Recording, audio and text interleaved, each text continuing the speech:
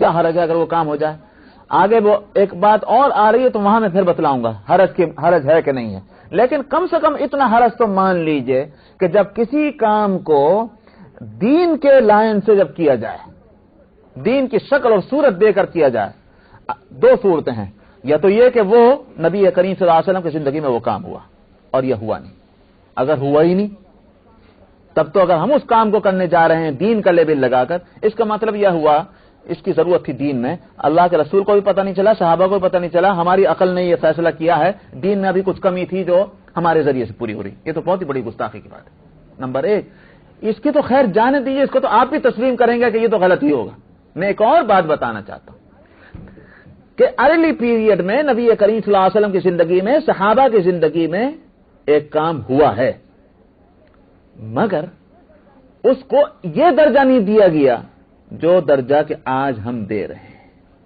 کیا مطلب؟ مطلب یہ ہے کہ بھئی کسی نے کر لیا ٹھیک، نہیں کیا تو ٹھیک۔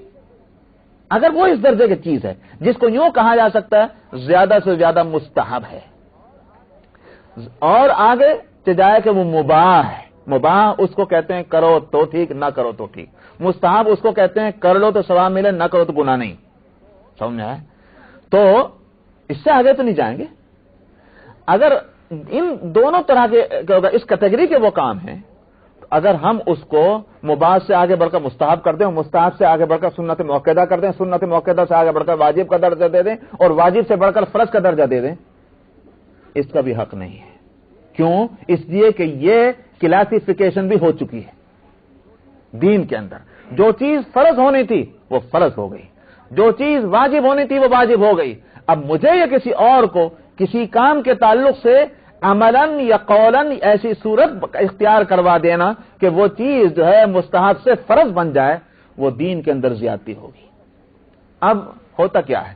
رسم و رواج میں یہی ہو جاتا ہے کہ وہ جو چیزیں فرض تھیں وہ تو پیچھے چلی گئیں، اور جو چیزیں مستحب کے درجے میں بھی نہیں کہی جا سکتی، زیادہ سے زیادہ آپ اس کو مستحب کہہ سکتے ہیں بغیر برائیوں کے، جب اس کو کیا جائے تو آپ جب اس کو فرض کا درجہ دے رہے ہیں تو یہ بھی زیادتی ہے۔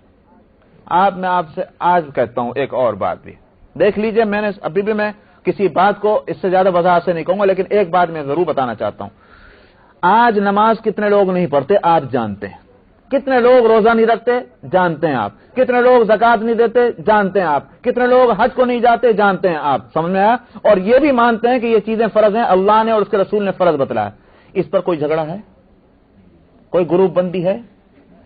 کوئی اس میں جتم پیدار ہو رہی ہے؟ کوئی فتوے بازیاں ہو رہی ہیں؟ نہیں ہو رہی۔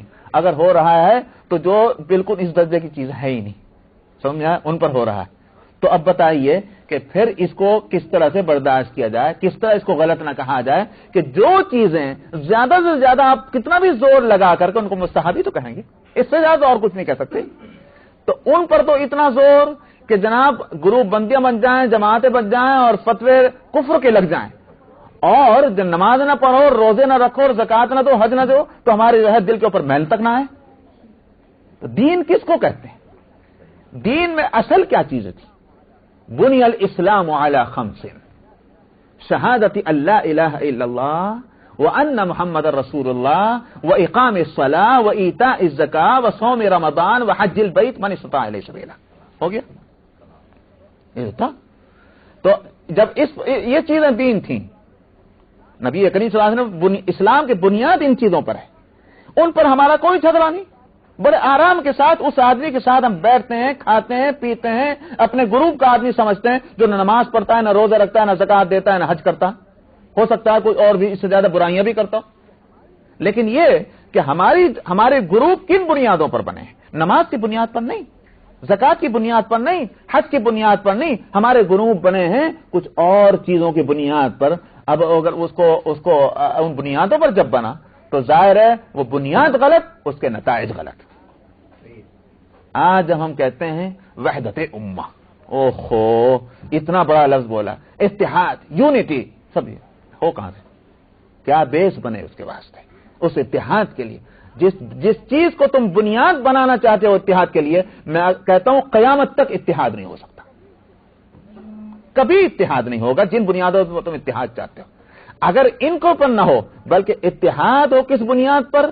لا الہ الا اللہ محمد رسول اللہ پر، جو مین جو ہے پلر ہے اسلام کا، اگر اس بنیاد پر ہو اور اس بنیاد پر ہو کہ 5 وقت کی نمازیں فرض ہیں، اس کو مانو، اس پر کہ رمضان کے روزے فرض ہیں، اس کو مانو، اس پر کہ اتنا مال ہو تو زکات فرض ہے، اس کو مانو، اس پر کہ حج فرض ہے، اس کنڈیشن کے ساتھ اس کو مانو۔ اگر اس بنیاد پر آپ یونائٹ کرنا چاہتے ہیں اور اتحاد چاہتے ہیں، قیامت تک اتحاد ہوگا، ہر جگہ اتحاد ہوگا، کالے گوروں میں ہوگا، جوان اور بوڑھے میں ہوگا، مرد اور عورت میں ہوگا، مشرقی کا مغربی سے ہوگا، شمالی کا جنوبی سے ہو جائے گا۔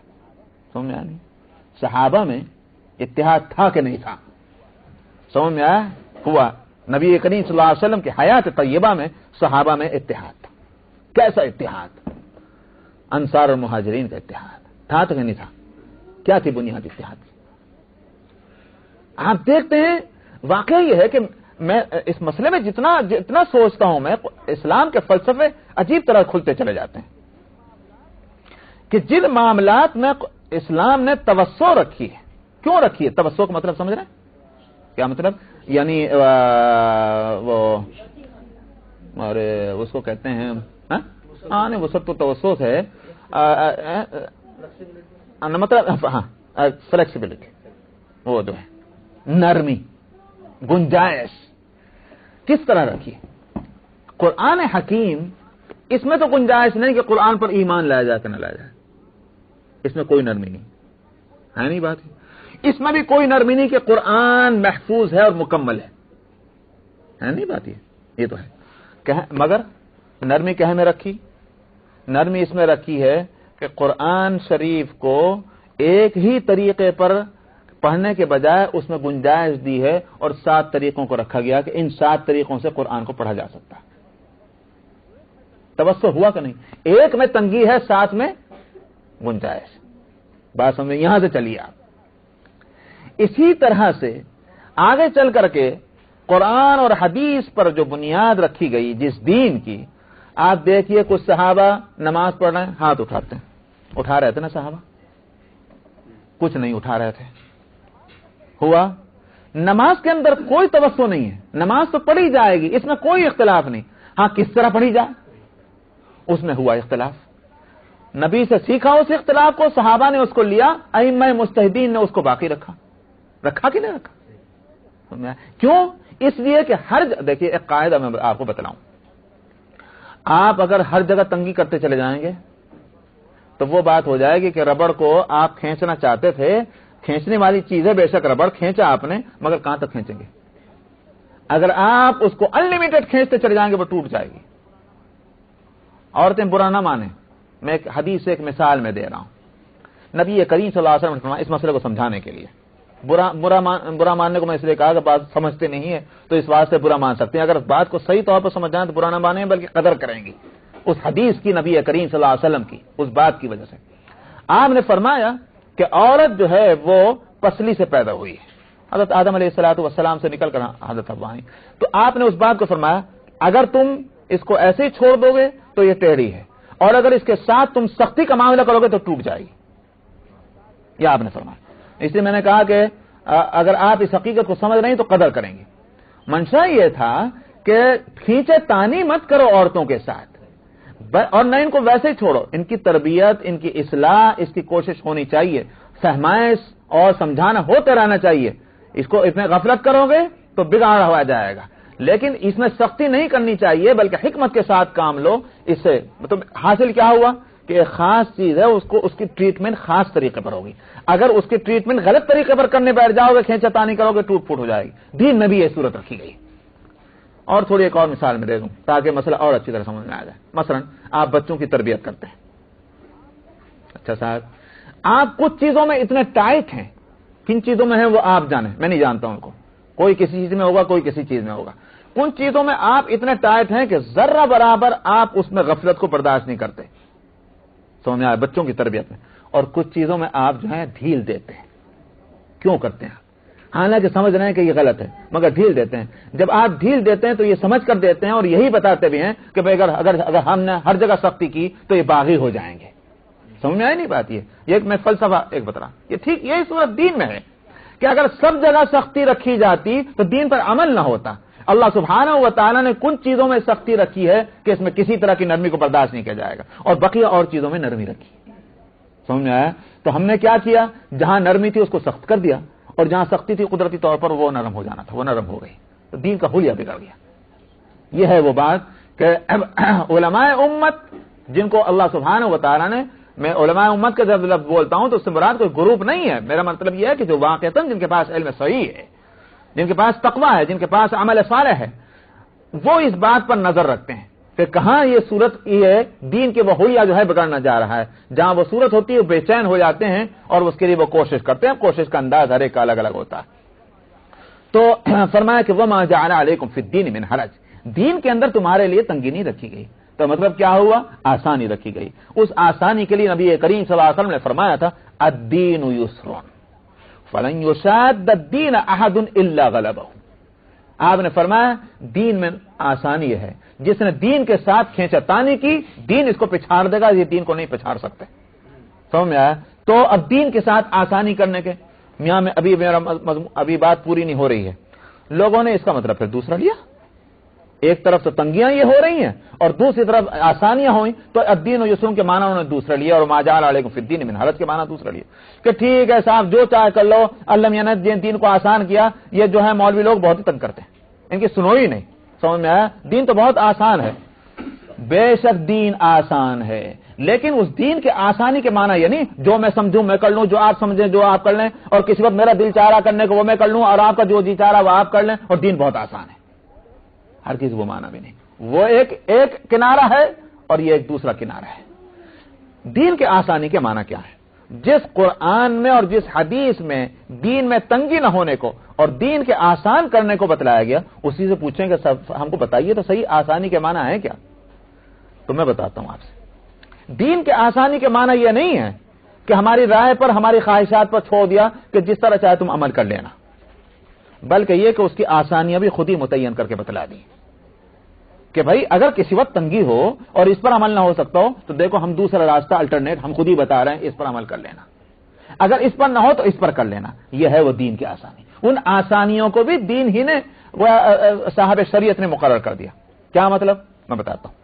देखिए साहब, आप नमाज पढ़ना चाहते हैं, नमाज के लिए पाकी होना चाहिए। पाकी कैसे होगी? एक हालत वह है कि गुस्ल करना होगा, एक हालत वह है कि वुजू करना पड़ेगा। कैसे होगा गुस्ल और कैसे होगा वुजू? पानी चाहिए। दो सूरतें हैं, पानी है ही नहीं, पानी है मगर नुकसान देता है, डॉक्टर साहब ने और मुआलिज ने मना किया हुआ है। दोनों सूरतें। फिर नमाज पढ़नी है और गुस्ल करना है और वुजू करनी है, मगर पानी के पोजीशन ये बन रही है। दीन में तंगी होती अगर ये होता कि मरो चाहे कुछ भी करो मगर गुस्ल करो नमाज पढ़ो, कहते भाई दीन तो बड़ा तंग है। आसानी के माना क्या है? ये नहीं रखा अच्छा तुम्हारा दिल चाहे नमाज भी मत पढ़ो, ये नहीं रखा, या बगैर कुछ एहतमाम पाक हुए पढ़ लो। पाक होना है, नमाज पढ़ना है, लेकिन उस पाक होने के लिए नमाज, गुस्ल और वुजू का अल्टरनेट खुद बता दिया, और वह तयम्मुम करना। यह है दीन की आसानी। तो आसानी के माना वो नहीं कि हमारी राय पर छोड़ दिया, आसानी खुद ही तजवीज करके बतला दी। इसी तरह से नमाज पढ़ना है। आसानी के माना यह नहीं रखी कि अगर तुम्हारा दिल चाहे तो नमाज छोड़ देना, दिल चाहे तो पढ़ लेना, या अगर कोई परेशानी हो जाए नमाज छोड़ देना। नहीं, नमाज तो पढ़नी है। मगर सवाल यह है कि नमाज पढ़नी है, नमाज किसको कहते हैं? कैसे नमाज पढ़ी जाती? नमाज पढ़ी जाती है कि साहब खड़े होते हैं, क़िबला रुख खड़े होते हैं, और उसके बाद रुकू करते हैं, फिर सजदा करते हैं। ये सारे उसमें पढ़ने पढ़ाने की बातें भी हैं वो।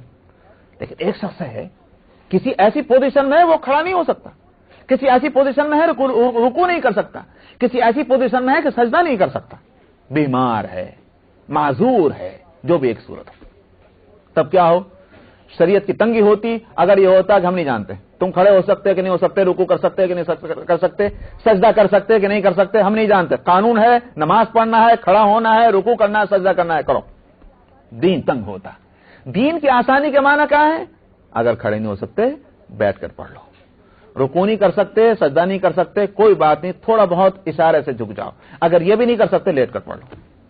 यह है दीन की आसानी के माना। रमजान के रोजे फर्ज हैं, कुतिबा अलैकुमुस सियाम, रोजे फर्ज हैं, मगर यह कि बाद वो ऐसी हालतें हो सकती हैं कि रोजा नहीं रखा जा सकता।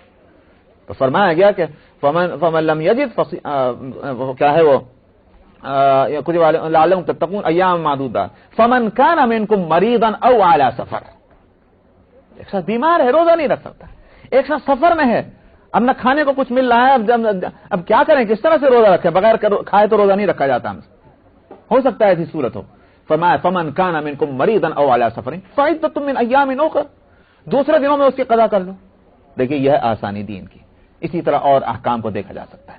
تو فما جعل علیکم فی الدین من حرج, اور الدین یسر کے معنی یہی ہیں کہ ہر حالت میں ایک ہی حکم کو شریعت میں نے رکھا, بلکہ حالتوں کے مناسب احکام دیے ہیں. جب دین میں اتنی آسانی رکھی ہے تو ایک طرف تو تم برگزیدہ ہو, سلیکٹڈ ہو, پھر دین میں آسانیاں رکھی, پھر عمل نہیں کرو گے تو کیا کرو گے؟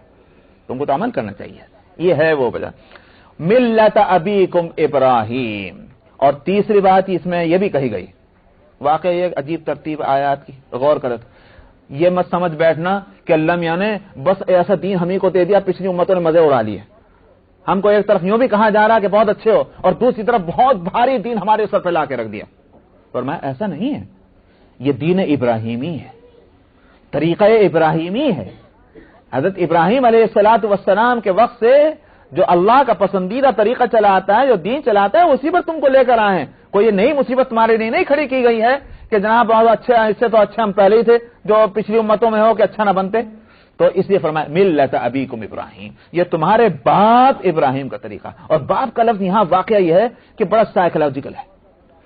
سمجھ میں آیا؟ اگر کسی اور کا, جاپان میں رہنے والے کا, کسی چائنا میں رہنے والے کا طریقہ ہوتا تو ہمارے کہ ہمیں کو اس سے کیا لگن ہوتی, لیکن ہمارے باپ دادا کا طریقہ ہے. تو قدرتی طور پر انسان کا نیچر یہ ہے کہ اپنے باپ دادا کے طریقوں پر فخر کرتا ہے, ناز کرتا ہے, اور خوشی سے ان طریقوں کو لے کے چلتا ہے. اس لیے فرمایا ملت ابیکم, یہ تمہارے باپ ابراہیم کا طریقہ ہے. اور اس لیے بھی کہ قرآن اترا ہے کہاں؟ مکہ اور مدینے میں, جہاں مشرکین عرب تھے. وہ مشرکین عرب اپنی نسبت حضرت ابراہیم علیہ الصلوۃ والسلام کی طرف کرتے تھے, اور حضرت ابراہیم علیہ الصلوۃ والسلام کے کچھ نہ کچھ طریقے, اگرچہ ان کے حلیے کچھ بھی بگڑ گئے ہوں, لیکن باہر وہ آج تک چلے آ رہے تھے. اس لیے بھی فرمایا کہ تمہارے باپ کا اصل طریقہ وہ ہے جس کی یہ محمد صلی اللہ علیہ وسلم جس کی تعلیم اور تبلیغ کر رہے ہیں. اس واسطے تم زیادہ مستحق تھے اس کے کہ تم اس کو لو, اس لیے کہ تمہارے باپ کا طریقہ ہے.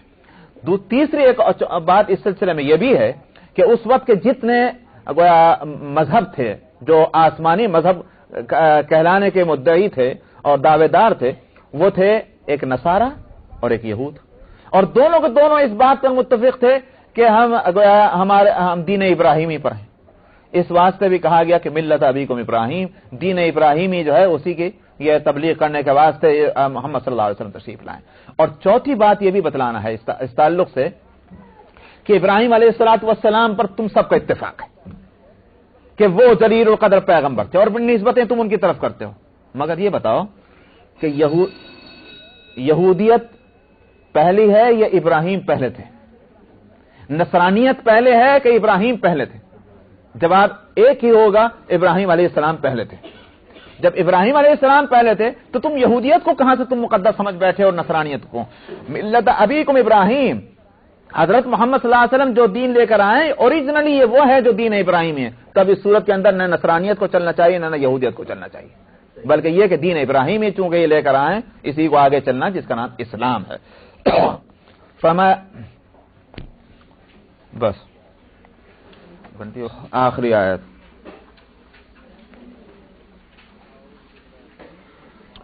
اعوذ باللہ من الشیطان الرجیم, بسم اللہ الرحمن الرحیم, وجاہدوا فی اللہ حق جہادہ هو اجتباكم وما جعل عليكم في الدين من حرج ملة أبيكم إبراهيم هو سماكم المسلمين من قبل وفي هذا ليكون الرسول شهيدا عليكم وتكونوا شهداء على الناس فأقيموا الصلاة وآتوا الزكاة واعتصموا بالله هو مولاكم فنعم المولا ونعم النصير۔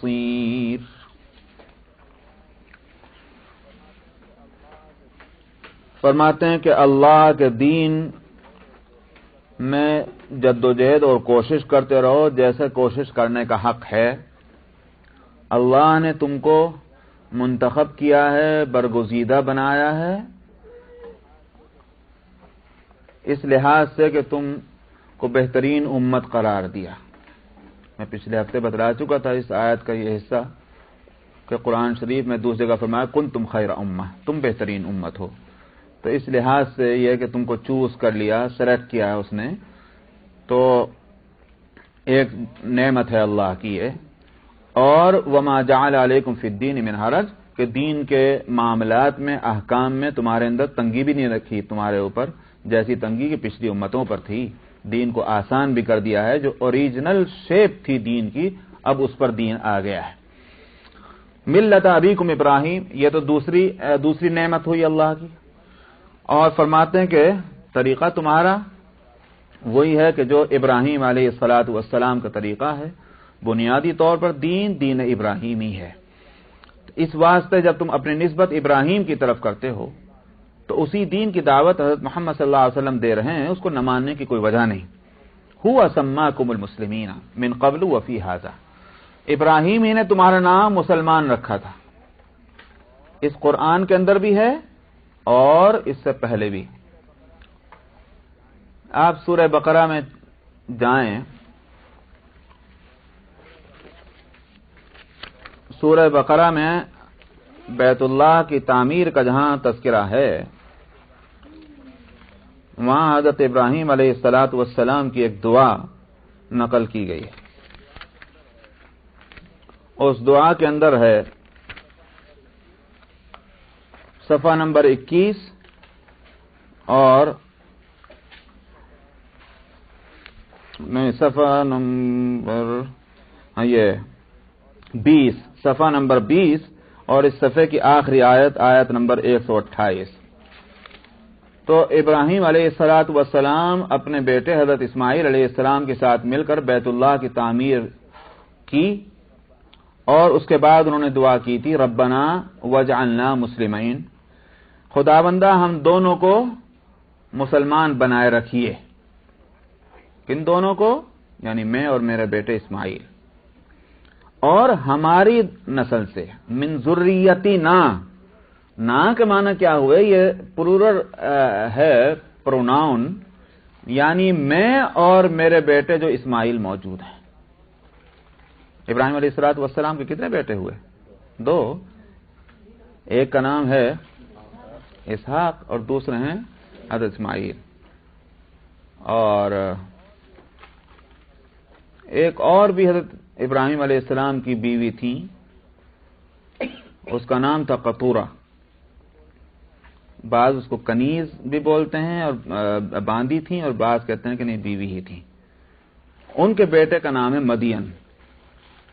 تو وہ 3 بیٹے تھے اس طرح سے، زیادہ مشہور اگرچہ حضرت اسحاق اور حضرت اسماعیل علیہ السلام ہی ہیں، لیکن تیسرے بیٹے بھی تھے، اور انہی سے پھر وہ مدین جو کہلاتا ہے اصحاب مدین، اور شعیب علیہ السلام ان کے نبی ہوئے، دراصل وہ وہی برانچ تھی۔ تو یہاں اس تعمیر کعبہ کے وقت میں اسماعیل علیہ السلام ساتھ میں ہے، اور اس وقت دعا کر رہے ہیں کہ ہم کو مسلمان بنائے رکھیے۔ مسلمین یہ تثنیہ کا صیغہ ہے، 2 کے لیے بولا جاتا ہے، 2 سے زیادہ کے لیے نہیں۔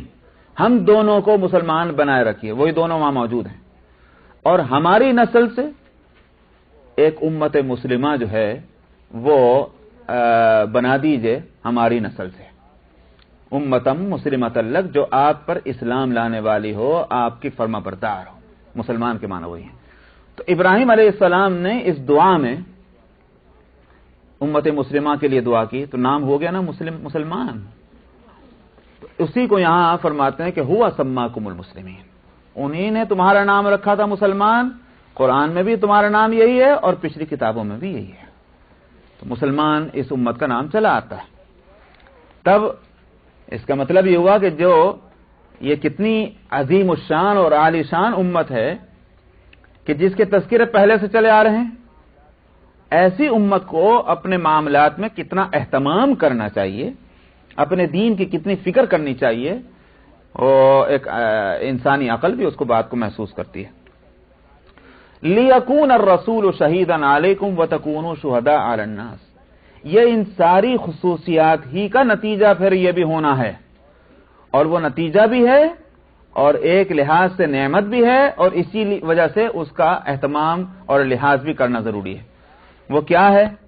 وہ یہ ہے کہ تاکہ رسول، الرسول سے مراد ہے نبی کریم صلی اللہ علیہ وسلم کی ذات کرامی. تو نبی اور رسول تمہارے اوپر گواہ بنے اور تم لوگوں کے اوپر گواہ بن جاؤ. یوں تو ہر رسول گواہ ہوتا ہے، اپنی امت کے تعلق سے ہر رسول گواہ ہوگا. چنانچہ نبی کریم صلی اللہ علیہ وسلم قرآن حکیم میں دوسری جگہ فرمایا سورہ بنی اسرائیل میں، یوم ندعو کل اناس بامامہم، ہم سارے انسانوں کو ان کے اپنے امام کے ساتھ بلائیں گے. کیا مطلب امام کے ساتھ بلانے کا؟ اے فلانے کی امت اب آ جاؤ، فلانے کی امت تم آ جاؤ. وہ ہے امام کے ساتھ آنا. نبی جو ہے وہ امام ہوتا ہے، پیشوا ہوتا ہے، لیڈر ہوتا ہے اس پوری امت کا. تو ہر امت اپنے نبی کے ساتھ جائے گی حساب و کتاب کے میدان میں. تو یہاں فرمایا کہ میں نے کہا کہ نبی، ہر ایک نبی یوں تو گواہ ہوگا، ظاہر ہے کہ وہ گواہی دے گا، خدا بندہ میری امت کے اتنے لوگوں نے میری بات مانی اور اتنے لوگوں نے نہیں مانی. تو فرمایا کہ الرسول شہیدن علیکم، ہم سب کے لیے گواہ کون ہوں گے؟ جو ہمارے نبی ہیں، جن کی ہم امتی ہیں. نبی کریم صلی اللہ علیہ وسلم وہ تو ہمارے حق میں گواہ ہوں گے. اور ہماری پوزیشن کیا بنی کہ ایک طرف تو نبی ہمارے لیے گواہ ہوئے اور ہم دوسروں کے واسطے گواہ بن گئے. یہ بہت بڑا اعزاز ہے کہ حالانکہ ہم نبی نہیں، ہم امت ہیں اور نبی گواہ ہوتا ہے، مگر اللہ سبحانہ و تعالی نے ایک لحاظ سے ہمیں ایک وہ مقام دیا ہے کہ جو امتوں کے لیے نبی کا ہوگا. کیا؟ کہ ہم بھی گواہ ہوں گے.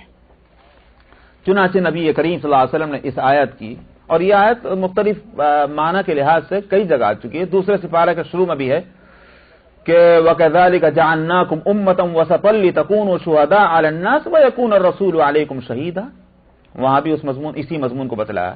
اس کی تشریح نبی کریم صلی اللہ علیہ وسلم نے اس طرح فرمائی کہ جب ساری امتیں اپنے نبی کے ساتھ بلائی جائیں گی اور نبی جو ہیں وہ ان کا کیس پیش کریں گے، خدا مندہ اتنے لوگوں نے میری بات نہیں مانی، تو حدیث کے الفاظ میں آتا ہے جیسے کہ نوح علیہ السلام کا ذکر ہے کہ نوح علیہ السلام جب کہیں گے کہ اتنے لوگوں نے میری بات نہیں مانی تو وہ سب انکار کر دیں گے.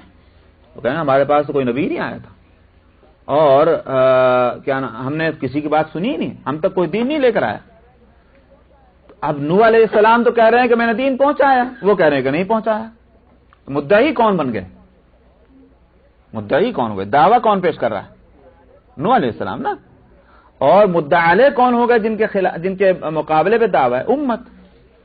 اور قاعدہ یہ ہے شرعی اور قانونی کہ البینۃ للمدعی والیمین علی من انکر.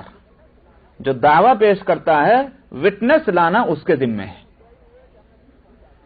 انبیاء جب مدعی ہوئے کہ ہم نے دین پہنچا دیا، اور جن کے تعلق سے وہ کہہ رہے ہیں وہ گئے مدعا علیہ، وہ انکار کر رہے ہیں نہیں صاحب ہمارے پاس نہیں آیا، تو اب وٹنس کس کے ذمہ ہو گئے؟ انبیاء کے ذمہ ہوئے. انبیاء علیہ الصلوۃ والسلام سے پوچھا جائے گا وٹنس لاؤ اس بات کے لیے کہ تم نے دین پہنچایا ہے. انبیاء علیہ الصلوۃ والسلام اس امت کو پیش کریں گے کہ امت محمد علیہ صاحب الصلوۃ والسلام جو ہے خداوندہ امت مسلمہ، وہ امت مسلمہ ہماری وٹنس ہے. چنانچہ ان کو بلایا جائے گا اور پوچھا جائے کیا تم اس بات کی شہادت دیتے ہو کہ ان انبیاء نے اپنی امتوں تک دین پہنچایا؟ یہ امت کے مومنین جو ہیں وہ مسلمان وہ شہادت دیں گے کہ ہم شہادت دیتے ہیں کہ ان سارے انبیاء نے آپ کا دین اپنی امتوں تک پہنچایا. وہ پھر انکار کریں گے کہ ہمارے پاس کوئی نہیں دین آیا، اور ان کا کیا اعتبار، یہ تو ہم سے بعد میں آئے. وہ یوں کہیے کہ شہادت اور وٹنس جو ہے اس پر اعتراض ہوگا کہ یہ شہادت قابل اعتبار نہیں ہے. کیوں؟ اس لیے کہ ہم سے بعد میں آئے. یہ تو تھے ہی نہیں اس وقت جس وقت ہم تھے دنیا میں. لہذا اس شہادت کا اعتبار نہیں. اللہ سبحانہ و تعالی امت سے پوچھیں گے تم نے کیسے شہادت دی؟ تمہاری شہادت پر اعتراض ہو گیا ہے. یہ امت کہے گی کہ ہم بے شک نہیں تھے، مگر ہم کو حضرت محمد صلی اللہ علیہ وسلم نے اس بات کی اطلاع دی تھی کہ یہ انبیاء دنیا میں آئے اور انہوں نے اللہ کا دین اپنی امت تک پہنچایا. یہ ہے ہمارا سورس آف شہادت. چنانچہ پھر نبی کریم صلی اللہ علیہ وسلم سے پوچھا جائے گا کہ تم نے شہادت دی تھی؟ آپ فرمائیں گے ہاں میں نے شہادت دی تھی. سورس کیا تھا؟ فرمائیں گے مجھے جبریل نے بتلایا، اور جبریل لوح محفوظ سے لائے، اور لوح محفوظ میں اللہ کی طرف سے یہ بات آئی. تو آخر کو اللہ ہی شاہد ہو گئے. تو پھر اللہ سبحانہ و تعالی اس وقت ان سارے ڈاکومنٹس کو اور سارے ریکارڈ کو سامنے لا کر رکھیں گے، اور اس وقت ان کے منہ زبانوں پر بھی تالے ڈال کر اور کہا جائے گا کہ اب ان کے ہاتھ بولیں، ان کے پیر بولیں. وہ سب شہادت دیں گے. وہ ساری شہادتیں اللہ کی شہادتیں ہوں گی، اور نتیجہ یہ ہوگا کہ جو مجرم ہیں وہ مجرم قرار پائیں گے. جب ان کی زبان کھولی جائے گی آخر وہ پکار اٹھیں گے کہ بے شک ہم سے غلطی ہوئی، وہ اقراری مجرم ہوں گے. یہ ہے وہ پورا واقعہ جو حدیث میں آیا، اور اس کا خلاصہ یہاں ہے حدیث اس آیت کے اندر اور دوسری آیتوں میں بھی، کہ رسول تمہارے اوپر شاہد ہوں گے اور تم لوگوں کے اوپر شہادت دو گے. لوگوں سے مراد ساری امتیں ہیں. تب اس صورت میں تمہارا مقام کتنا بلند نہ ہو گیا. ان ساری نعمتوں کا تقاضا کیا ہے؟ یہ ہے کہ فَأَقِيمُوا الصَّلَاةَ، نمازوں کو قائم کرتے رہو، زکوٰۃ دیتے رہو، اور اللہ سے اپنا رشتہ مضبوط کر لو. وَهُوَ مَوْلَاكُمْ، وہی تمہارا مولا ہے، وہ تمہارا آقا ہے، تمہارا حق دوستی ادا کرنے والا ہے، ولایت سے ہے مولا. اور فنعم المولا، وہی بہترین مولا بھی ہے. دنیا میں دوستیاں بہت سی ہوتی ہیں، لیکن بہترین دوستی، بہترین ولایت اللہ سبحانہ و تعالیٰ کی ہے. اس لیے کہ بہترین دوست وہی ہو سکتا ہے کہ جو آڑے وقت میں کام آ جائے، اور جو آڑے وقت میں کام نہ آئے، اپنی فکر میں لگا رہے، وہ دوست کس کام کا.